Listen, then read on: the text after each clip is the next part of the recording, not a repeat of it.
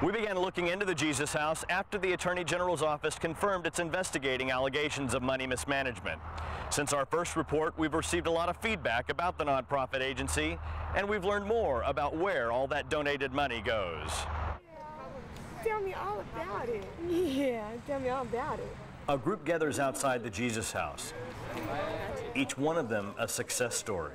There's Robert Bollinger, his wife, Kimberly Brueggemann. There's also Autumn Goki and Chris Storms, and their friend Audrey Lester, who's been sober for more than 4 years. This place saved my life.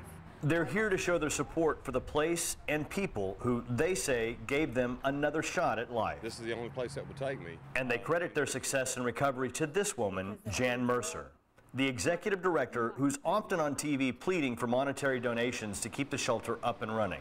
Of course, I know there's a whole lot of people out of money. I certainly realize that we're not the only ones that are having a hard time. But Mercer is now under the microscope, and the state is looking into allegations that she's pocketing some of the donations. There's also the issue of her salary, one that allows her to drive this car, pay mortgage on this house, and rent this luxury high-rise condo.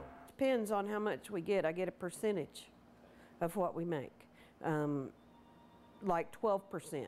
In 2008, Jesus House brought in $1.2 million, but expenses totaled $1.4 million. Nearly $200,000 of that went to security, $27,000 to auto expenses, $26,000 was spent on ads and promotions, but only $19,000 went to counseling services. All of that combined doesn't come close to what was paid out in salaries, including Mercer's salary of $154,000. But these former residents say a good chunk of that money Mercer makes goes right back to the residents when the donations aren't there. I've seen her give money out of her own pocket to get somebody medicine that needed something from here. And they say that is why Jan Mercer is worth it. We have a beautiful life today because of the Jesus House. So I don't know how you put a price tag on that. It's the board of directors that determines just how much money Jan Mercer makes each year. The attorneys for the board told me that they're also investigating these allegations, and they'll be releasing a statement sometime next week. In Oklahoma City, Dave Stewart, News 9.